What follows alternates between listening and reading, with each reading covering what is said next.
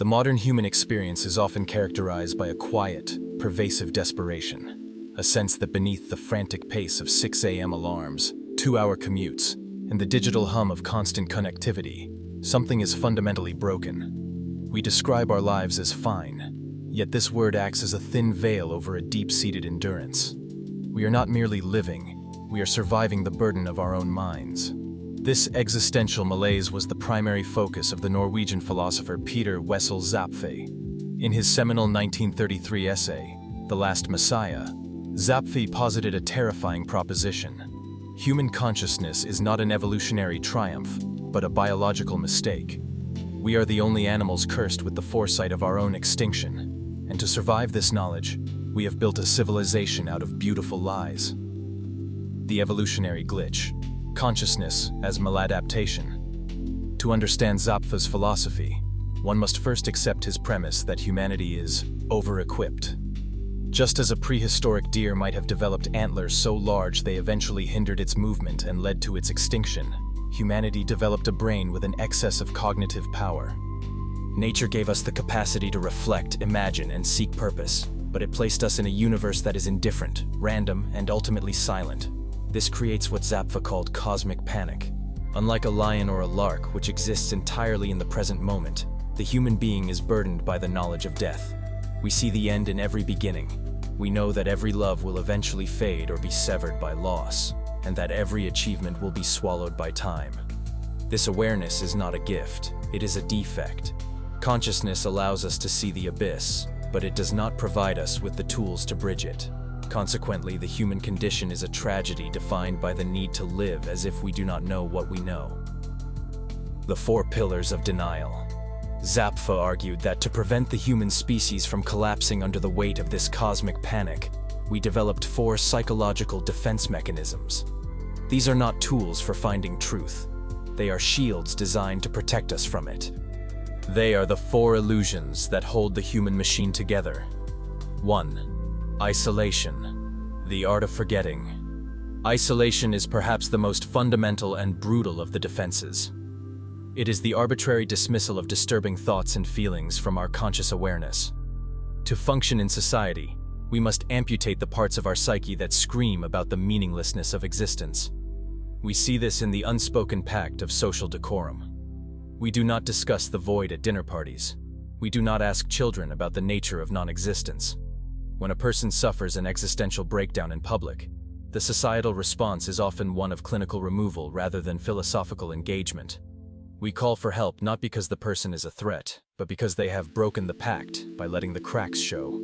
Through isolation, we become functioning corpses, smiling, working, and consuming, while the deeper reality of our condition is buried in a shallow grave. 2. Anchoring. The illusion of foundation. While isolation pushes the darkness away, anchoring provides a false light to move toward. Anchoring is the process of fixing our identities to external structures, family, nation, religion, or career. Zapffe argued that these values are rarely chosen. They are injected into us from birth, passed down like heirlooms to stop us from floating away into the void. We call these anchors our purpose or our morality. But Zapffe saw them as survival mechanisms. They provide a script to follow so we don't have to face the terrifying freedom of a universe without inherent meaning. This explains why people are willing to kill or die for flags, creeds, and traditions. The pain of losing an anchor, such as a divorce, the collapse of a faith, or a professional failure, is not just the loss of the thing itself, but the sudden, terrifying sight of the ocean that the anchor was keeping us from seeing. 3. Distraction, the anesthesia of the modern age. When the anchors fail and the silence becomes too loud, we turn to distraction. Zapffe anticipated the attention economy long before the advent of the smartphone. Distraction is the final line of defense against the moment where we might see life for what it truly is. In the 21st century, this has reached a fever pitch. We worship productivity and self-improvement as forms of numbness. We drown the old familiar emptiness in blue light, dopamine hits, and constant notifications. We are terrified of stopping, because stopping means facing the truth we've been avoiding since childhood. This is why silence feels dangerous. It is the environment in which the wave of nausea, the realization of our own finitude, returns. Distraction is not entertainment, it is anesthesia. 4. Sublimation, the elegant lie. The most sophisticated of the defenses is sublimation. This is the process of turning existential agony into something beautiful. It is the realm of the poet, the painter, and the philosopher. Sublimation does not deny the pain, it frames it and hangs it in a gallery. While Zapffe admired the creative impulse, he remained cynical about its utility. He saw art as a way of rearranging despair until it looks like hope. Van Gogh, Plath, and Cobain transformed their suffering into gold, but the alchemy did not save them.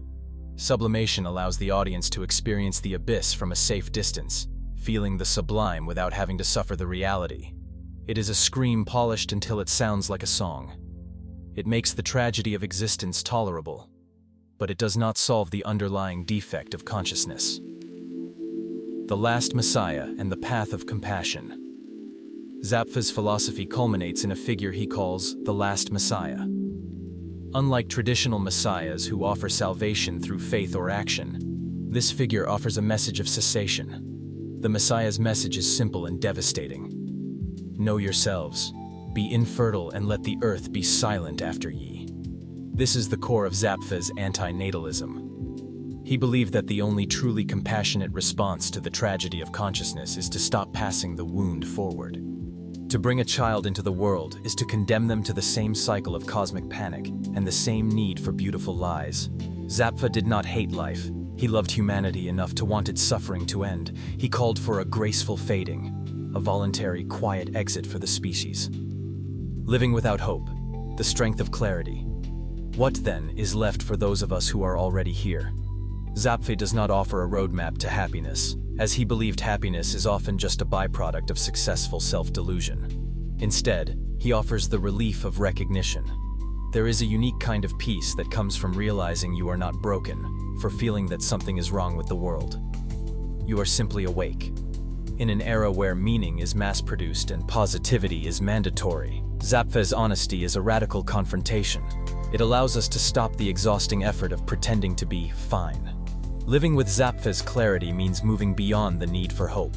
Hope is often just another anchor, a way of deferring peace to a future that may never come. By accepting the randomness of the universe and the inevitability of the end, we can find a different kind of stability. It is the stability of the sailor who no longer fights the storm because he finally understands the nature of the sea. Conclusion. The courage to see. The cracks we try so hard to hide are not signs of personal failure. They are the natural result of a consciousness trying to inhabit a reality it was never meant to understand. Peter Wessel Zapffel's philosophy is a mirror held steady, showing us that our isolation, our anchors, our distractions, and our art are all part of a grand, desperate attempt to survive ourselves. Ultimately, Zapffel's message is one of radical responsibility. If life has no inherent meaning, we are no longer slaves to a pre-written destiny or a demanding deity. We are free, even if that freedom is heavy. To live without the four illusions is perhaps impossible, but to see them for what they are is the beginning of a more honest existence. We may never be free of the burden of consciousness, but through clarity, we can learn to carry it with a quiet, dignified mercy for ourselves and for each other. The goal is not to fix the mistake of consciousness, but to be awake enough to live through it without needing the world to be anything other than what it is, a beautiful, terrifying, and temporary accident. Thank you for watching the video. Please like, share, and subscribe. Thank you.